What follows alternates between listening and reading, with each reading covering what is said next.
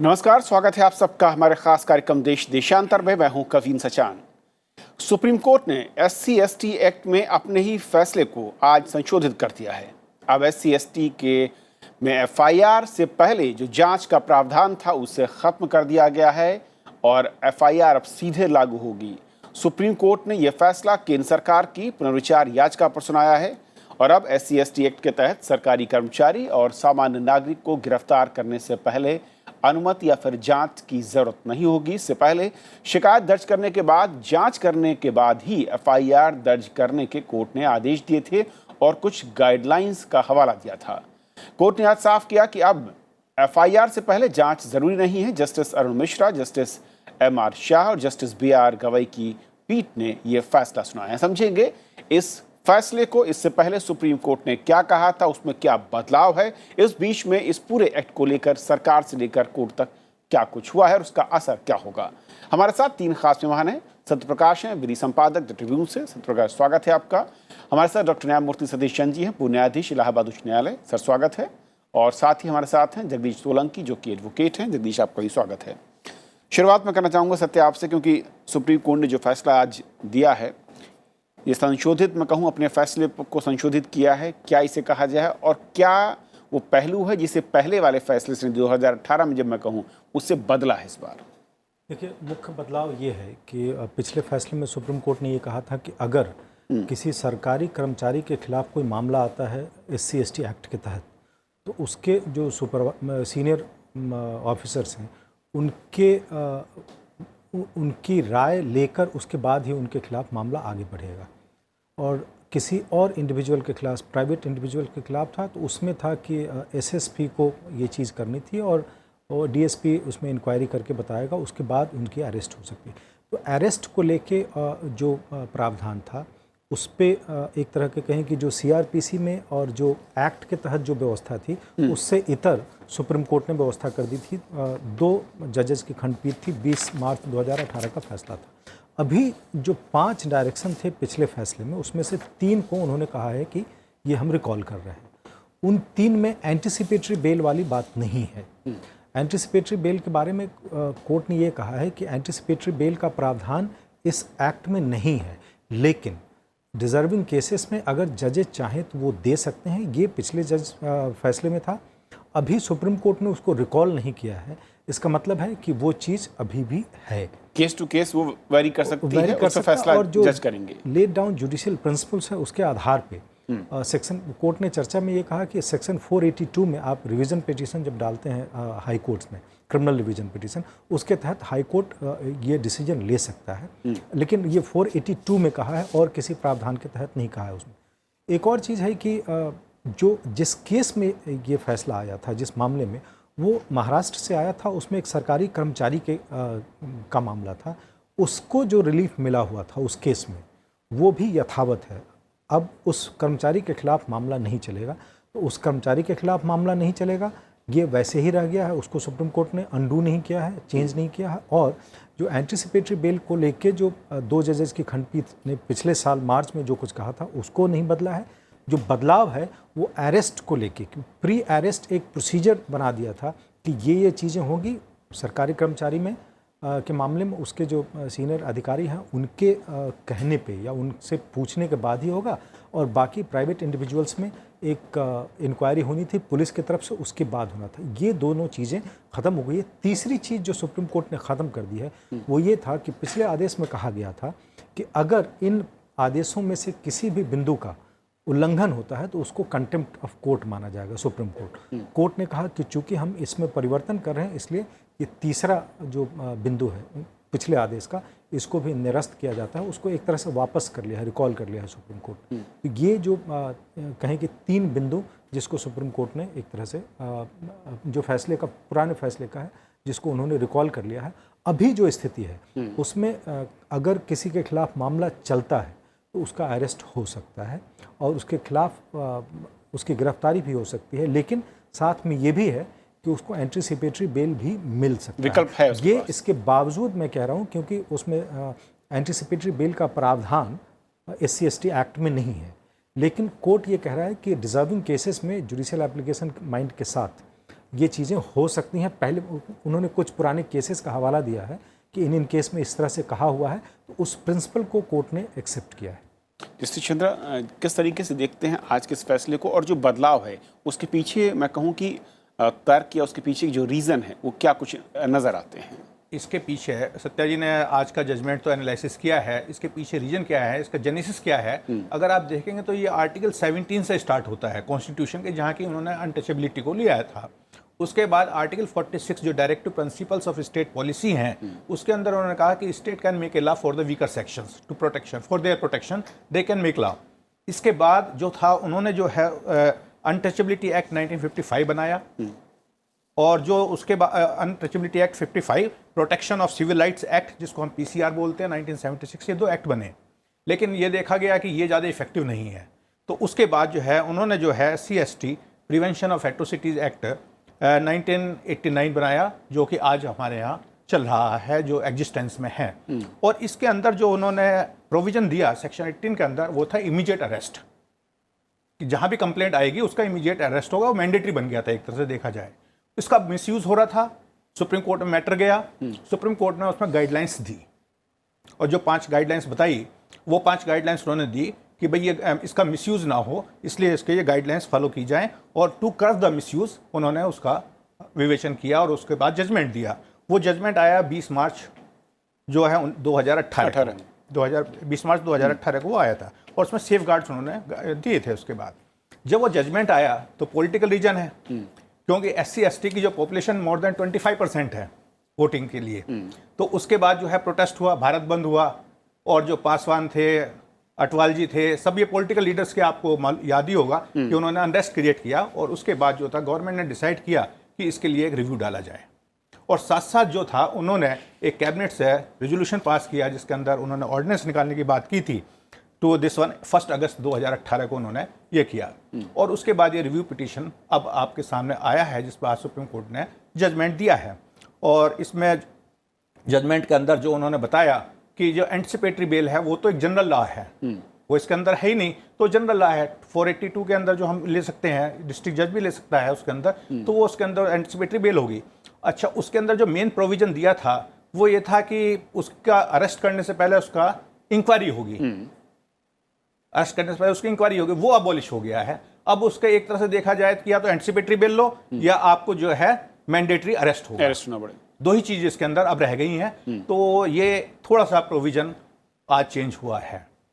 जगदीश सोलंकी जी, अब मैं समझना चाहूँगा आपसे, क्योंकि जब ये एक्ट आया और जब पहले गिरफ्तारी होती थी, यानी कि अध्यादेश, या फिर मैं कहूँ कि इससे पहले जो बदलाव हुआ और जो आज का फैसला है, पहले का प्रभाव किस तरीके से दिख रहा था? क्योंकि उसका विरोध हो रहा था, मिसयूज़ होने की बात हो रही थी, लेकिन जब बदलाव किया गया उसमें कहा गया कि ये जो एक्ट है ये हल्का पड़ गया, इसे कमज़ोर हो गया, जो उसकी क्षमता थी, मारक क्षमता थी, कमज़ोर हो गई। लेकिन इस बदलाव के बाद किस तरीके का असर दिखेगा?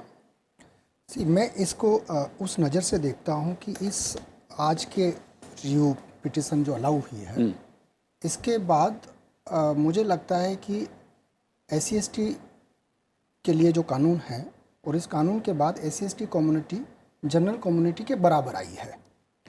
अगर आप इस SC/ST एक्ट को हटा के देखें तो दोनों के बीच में एक गैप नज़र आएगा, एक डिस्क्रिमिनेशन नज़र आएगा। एक जनरल क्लास ऊपर होगा, SC/ST नीचे होंगे, जो कानून की नज़र में सही नहीं है। उस कानून में जो डिस्पैरिटी थी, उस डिस्पैरिटी को इक्वलाइजेशन करने के लिए कानून आया था, और इस कानून के बाद में जो doctor Subhash Mahajan versus state of Maharashtra के जजमेंट में जो गाइडलाइन इशू की थी सुप्रीम कोर्ट ने, उस गाइडलाइन से वो डिस्पैरिटी वापस आ गई थी। लेकिन कहा जा रहा था कि उससे मिसयूज जो था, क्योंकि किसी भी FIR से पहले या फिर अरेस्ट वारंट अरेस्टिंग से पहले जांच SP या DSP लेवल पर होगी और उसके बाद होगा। मैं उसके अब जो आपने पॉइंट उठाया, मैं उसका मैं जवाब इस तरह से देता हूं कि सुप्रीम कोर्ट ने आज के जजमेंट में भी ये कहा है कि जो ऑफेंस या जो क्राइम IPC के अंतर्गत होते हैं, उस क्राइम के लिए सर्टेन, अगर वो कॉग्निजेबल ऑफेंस है तो उसके लिए FIR करना मैंडेटरी है। पुलिस ऑफिसर FIR करने से मना नहीं कर सकता अगर क्राइम कॉग्निजेबल है तो।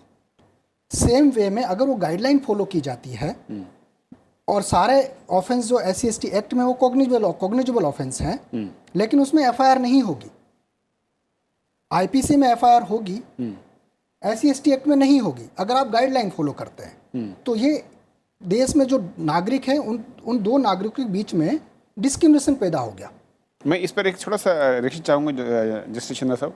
ये जो कह रहे हैं सोलंकी साहब, FIR होने न होने में मैं कहूँ कि फ़र्क था या फिर गिरफ्तारी को लेकर था? देखिए, सेक्शन 18 के अंदर तुरंत ही जो है जो एट्रोसिटीज़ एक्ट है, SC/ST एट्रोसिटीज़ एक्ट है, उसमें सेक्शन 18 है जिसके अंदर कॉग्निजेंस तुरंत लेगा।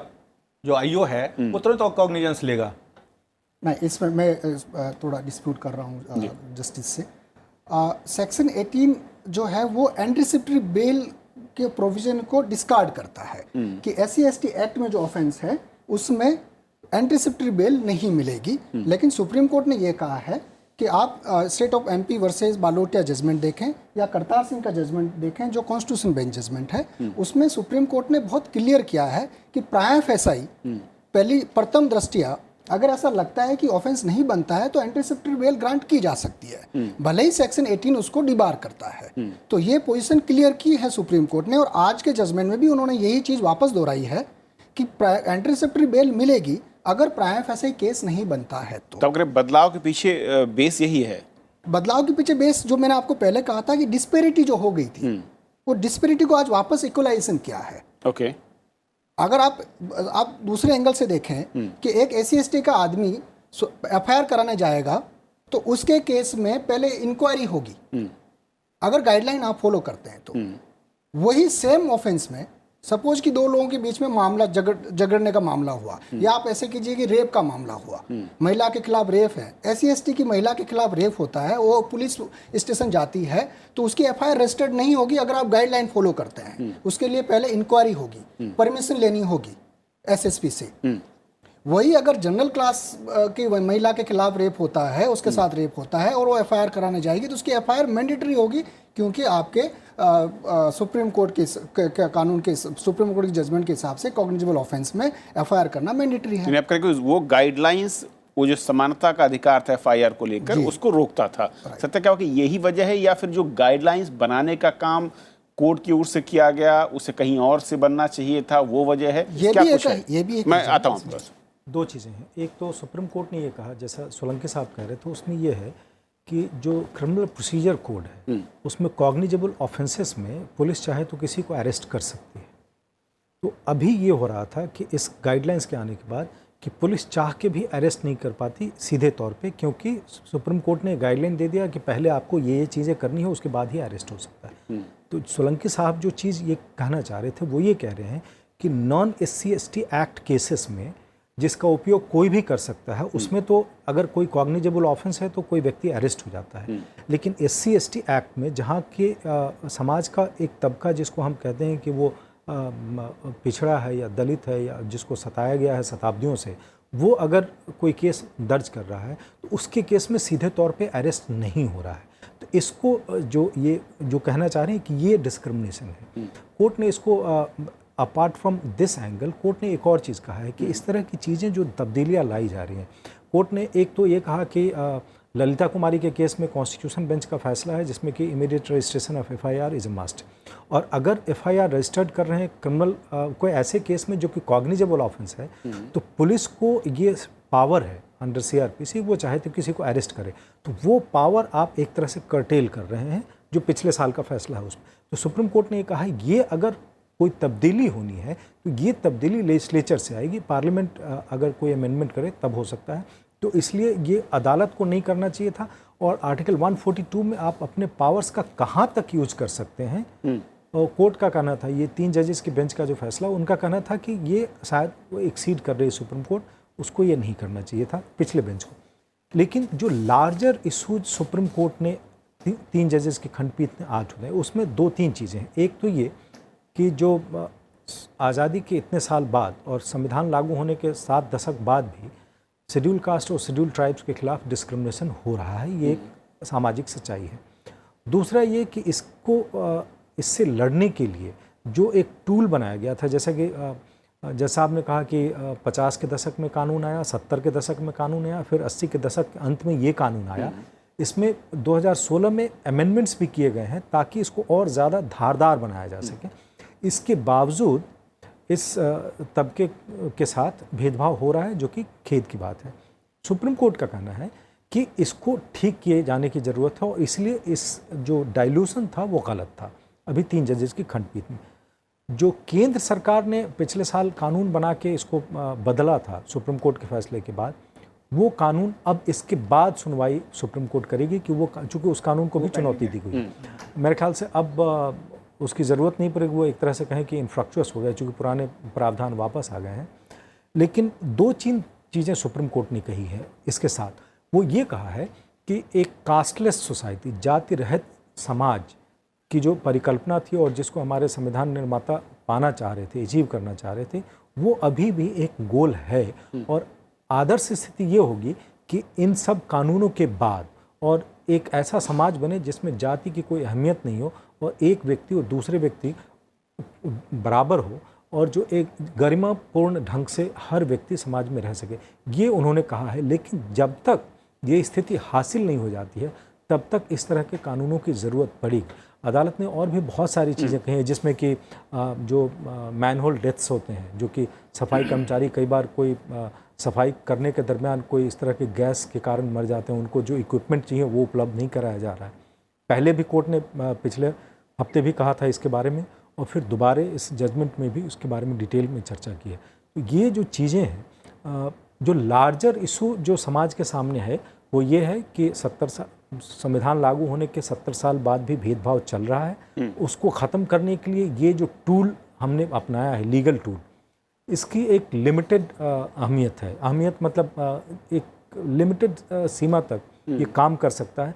असली काम जो होना है, जो समाज में परिवर्तन आना है, लॉ को टूल के रूप में जब भी यूज करेंगे वो लिमिटेड सीमा तक काम करेगा। जो परिवर्तन आना है, समाज के बाकी तबके के लोग अपने में कितनी तब्दीलियां लाते हैं और जो एक्सेप्टेबिलिटी है schedule caste and schedule tribe की as part of the society, और जिसको एकदम से बराबर का दर्जा देके लोग अपने साथ, ये इसमें जिस तरह की तब्दीली आनी चाहिए थी वो नहीं आई है। और सुप्रीम कोर्ट ने अपने फैसले में इसी को रेखांकित किया है और कहा है इसीलिए अभी इस लीगल टूल की ज़्यादा ज़रूरत है। जैसे चंद्रा, 2 चीज़ें, एक तो ये कि मैं दोनों फैसले, जब 2 जजों की बेंच ने कहा था उसमें जो बातें कही गई थी कि प्रोविज़न में छेड़छाड़ नहीं की जा रही है, लेकिन हमारा मकसद है कि इस एक्ट के चलते निर्देशों को सज़ा न मिले। 3 जजों की बेंच जब इस फैसले को रेक्टिफाई करती है, वो कहती है कि उसमें जो कानून में बराबरी के अधिकार की बात थी, शायद उस पर अधिक फोकस नहीं किया गया था। मैं समझना चाहूँगा कि वो जो गाइडलाइंस कहीं थी वही कहीं इन दोनों फैसलों को अलग खड़ा करती हैं या कुछ और? देखिए, जहाँ तक एट्रोसिटीज़ का है, आज के जजमेंट में कहा है कि द विक्टिमाइजेशन इज़ कंटिन्यूइंग, ये तो उन्होंने कहा है। उससे पहले मैं आपको एक तरफ एक ध्यान दिलाऊंगा, हमारे यहाँ एक है नेशनल क्राइम रिकॉर्ड ब्यूरो, उसकी जब 20 मार्च 2018 को जजमेंट आया, उसके बाद उन्होंने एक अपने डेटा पब्लिश किए, उसमें बताया कि 15-16% जो केस हैं वो तो इंक्वायरी के टाइम ही खत्म हो जाते हैं, बिफोर इंक्वायरी, उनमें कुछ सब्सटेंस ही नहीं है, प्राइम फेसाई केस बनता ही नहीं है। और 75% केसेस जो हैं वो एक्विटल हो जाता है ट्रायल कोर्ट में। और मैक्सिमम केसेस में देखा गया है कि जो कंप्लेनेंट है वो विड्रॉ कर लेता है। क्यों? रीजन क्या है कि SC/ST कम्युनिटी में जो है पॉवर्टी बहुत ज़्यादा है और वो फॉर वन कंसिडरेशन और अदर कंसिडरेशन विड्रॉ कर लेते हैं अल्टीमेटली।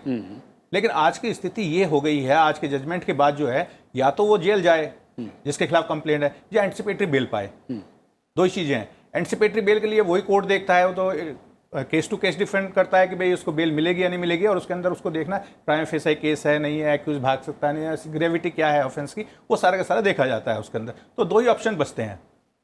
और तीसरा ऑप्शन मैंने बताया कि वो विड्रॉ कर ले अपनी कंप्लेंट। तो ये आज की पोजीशन ये है।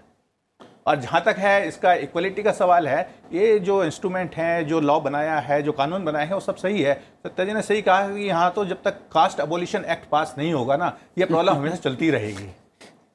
एक और चीज़ सोलंकी साहब, इम्पैक्ट की बात, पहले जब इसे लागू किया गया, अगर कहा जाता है जैसा कि कहा जस्टिस साहब ने कि मामले आते हैं 15% प्राइमरी लेवल पर ख़त्म हो जाते हैं, बीच में जब इसमें बदलाव किया गया यानी कि जांच और उसके बाद FIR गिरफ्तारी, उस टाइम क्या ऐसे केसेस बढ़े या मामले ज़्यादा कोर्ट तक पहुँचे हैं? और अब जब ये बदलाव जो आपने कहा इक्वलिटी की बात आई इस कानून के जरिए, उससे वापस वहीं पर ये कानून खड़ा हो जाता उसी धारदार ताकत के साथ? देखिए, एम्पिरिकल डेटा तो अभी तक सुप्रीम कोर्ट के सामने भी नहीं रखे गए, ना तो उस वक्त रखे गए जब गाइडलाइन बनी थी। और अगर हम जो डेटा अवेलेबल है, और डेटा कहाँ से अवेलेबल होंगे, एक तो जो जैसा आप बता रहे थे कि नेशनल क्राइम ब्यूरो से अवेलेबल होंगे, दूसरा आप national commission for schedule caste and schedule tribe जो ईयरली अपनी रिपोर्ट पब्लिश करते हैं, आप अगर 6th report of national commission for schedule caste and schedule tribe देखें और नो जो 9th रिपोर्ट जो 2016 में पब्लिश की थी, अगर आप दोनों रिपोर्ट्स को कंपेयर करें तो स्थिति इस तरह से नज़र आती है कि कुछ स्टेट में क्राइम रेट बढ़ा है अगेंस्ट द SC/ST और कुछ स्टेट्स में कम हुआ है, बट ओवरऑल सिनेरियो यह है कि क्राइम बढ़ रहा है।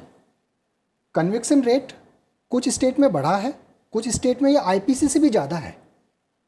जो कन्विक्शन रेट आपकी IPC के केसेस में है, उस केसेस के कंपैरिजन में SC/ST का कन्विक्शन रेट ज़्यादा है, और कुछ स्टेट में IPC के कन्विक्शन रेट के मुकाबले में SC/ST का कन्विक्शन रेट कम है।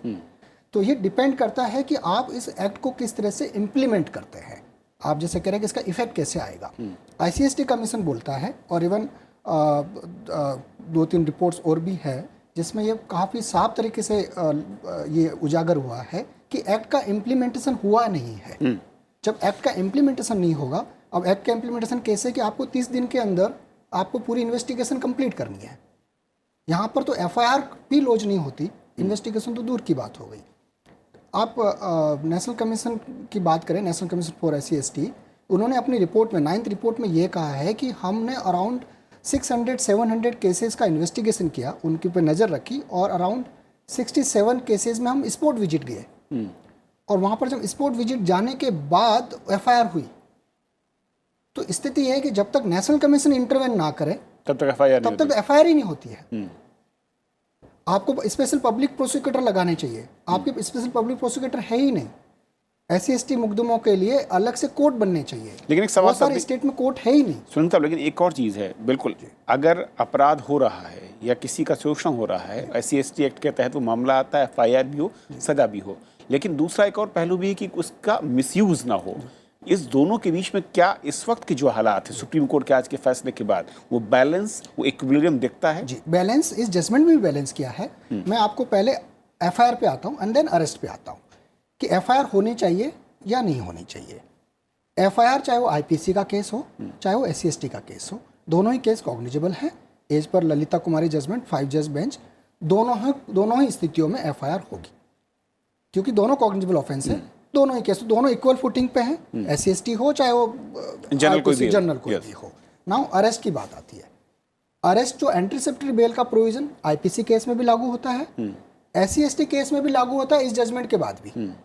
इस जजमेंट में क्लैरिफाई किया है कि state of MP versus Balotia case और करतार सिंह केस जो कॉन्स्टिट्यूशन बेंच है, उसमें साफ किया है कि अगर प्राइमा फेसी केस नहीं बनता है तो एंटीसिपेटरी बेल दी जा सकती है। तो आप SC/ST केस में भी एंटीसिपेटरी बेल ले सकते हैं और आप IPC केस में भी एंटीसिपेटरी बेल ले सकते हैं। तो दोनों समान फुटिंग पे खड़े हैं आज की तारीख में, दोनों में कोई फर्क नहीं, असमानता नहीं है। अब तीसरी बात आती है कि क्या अगर मैं क्रॉसिंग करवा सकता हूं या नहीं। आप IPC के केस में भी सेक्शन 482 में CRPC में आप हाई कोर्ट जा सकते हैं। अगर आपको लगता है कि केस झूठा है, आप IPC केस में भी वहां पर क्रॉसिंग करा सकते हैं। सुप्रीम कोर्ट में आज के जजमेंट भी बोला है कि अगर कोई केस झूठा निकल जाता है SC/ST एक्ट में तो आप 482 में जाके क्रॉस करा लीजिए। तो तीनों आप समानता बराबर खड़ा है। अगर आप गाइडलाइन लागू करें तो असमान है। बहुत संक्षेप में, जैसे जो मैं कहूँ कि इसकी जो रोग है और जो इस वक्त ताज़ा नए प्रावधानों के बाद एक्ट है, उस रोग को कितना ठीक करता हुआ नजर आ सकता है भविष्य में, या फिर जांच एजेंसियों के लेवल पर ज़्यादा बदलाव की जरूरत है? देखिए, जहाँ तक है सवाल इसका क्राइम का, क्राइम तो जनरल है। अब 376 का ही बताया या कुछ भी बताया, जो भी SC/ST का मेंबर है पहले तो ह्यूमन बीइंग है, उस पर जनरल लगेगा। और जहाँ तक ये SC/ST है, दिस इज एक्स्ट्रा टीथ जो उसके प्रोटेक्शन के लिए दिए गए हैं इस एक्ट के द्वारा। और आज के एक्ट के द्वारा दिए गए। बाकी जो जनरल लॉ है वो तो है ही है, अगर कहीं क्राइम हो रहा है जनरली आईपीसी में हो रहा है तो वो तो लगेगा जो है, तो उसको एक्स्ट्रा टीथ दिए गए हैं। एक्स्ट्रा टीथ में ये था कि पहले उन्होंने कहा था कि भाई इंक्वायरी करें और एंटिसिपेटरी बेल दें या जो भी देना था, अब उन्होंने उसको डाइल्यूट कर दिया है और उन्होंने कहा एंटिसिपेटरी बेल तो मिलेगी और वो मिलेगी नहीं, मतलब it depends on the case of case to case और क्या ग्रेविटी है क्या नहीं है। डिस्क्रिप्शन हमेशा कोर्ट का पहले भी था अब भी है, तो रहेगा। हाई कोर्ट को तो एक्स्ट्राऑर्डिनरी जुरिडिक्शन वैसे ही दिया हुआ है, तो 482 के अंदर है, उसमें कोई खास फर्क नहीं पड़ेगा इसका। सत्या का आखिरी सवाल बहुत संक्षेप में, संसद ने जिस मकसद से कानून बनाया दोबारा उसको मजबूत करने की कोशिश हुई जब पहले सुप्रीम कोर्ट का गाइडलाइंस वाला फैसला आया और आज सुप्रीम कोर्ट का संशोधित फैसला, दोनों एक ही लेवल पर अब खड़े हुए हैं इस एक्ट को लेकर। देखिए, संशोधित फैसले के बाद जो बीच में जो अमेंडमेंट आया था, अमेंडमेंट SC/ST एक्ट में पिछले साल, अब वो एक तरह से उसकी कोई ज़रूरत नहीं, वो इन्फ्रैक्चुअस टाइप का हो गया, नलीफाई हो गया। लेकिन जो मूल समस्या है वो ये कि समाज में असमानता है और भेदभाव हो रहा है और SC/ST लोगों के साथ डिस्क्रिमिनेशन हो रहा है। उसको दिक्कत ये है कि उससे डील करने के लिए जो टूल हमने बनाया है उसका मिसयूज हो रहा है। मिसयूज को कैसे रोका जा सकता है, इसके लिए जो बाकी चीज़ें हो सकती है इसके लिए SC/ST कम्युनिटी में भी ये जागरूकता होनी चाहिए कि इसका मिसयूज नहीं हो, क्योंकि मिसयूज होने पे क्या होता है, इस लॉ के खिलाफ ही एक तरह का माहौल बन जाता है जिसमें सुप्रीम कोर्ट तक को ये सोचना पड़ा कि इसका मिसयूज हो रहा है इसलिए इसको डाइल्यूट किया जाए। तो आवश्यकता इस बात की है कि SC/ST कम्युनिटी में भी इस बात को लेकर जागरूकता हो कि ये कानून उस सेक्शन ऑफ सोसाइटी के साथ जो भेदभाव हो रहा है उसको रोकने के लिए किया गया है। अगर इसका मिसयूज होगा तो शायद उसको दोबारा इस तरह की कोशिश हो सकती है, क्योंकि कई तरह की रिपोर्ट्स हैं जिसमें ये चीज़ सामने आई है कि लॉ का मिसयूज हुआ है। ऐसा नहीं है कि इसी का हुआ है, बाकी दहेज कानून का, बाकी कानूनों का भी हुआ है। अगर मिसयूज नहीं हो तो ये कानून ज़्यादा धारदार और कारगर साबित हो सकता है और जो लेजिस्लेटिव इंटेंट है पार्लियामेंट का इस कानून को बनाने के पीछे, उसको बेहतर तरीके से हासिल किया जा सकता है। बहुत शुक्रिया आप तीनों मेहमानों का हमारे साथ इस चर्चा में शामिल होने के लिए और समझाने के लिए कि असल में SC/ST एक्ट को लेकर क्या कुछ बदलाव कोर्ट से लेकर संसद में हुए और कब क्या पड़ाव आया और अब आज के ताज़ा फैसले, संशोधित फैसले के बाद अब ये एक्ट क्या कहता है, क्या इसके प्रावधान है और किस तरीके से ये एक्ट SC/ST कम्युनिटी के लिए अब कवच के तौर पर काम करेगा और जो आरोपी हैं उनके लिए क्या विकल्प कोर्ट ने छोड़े हैं। फिलहाल जितना ही, नमस्कार।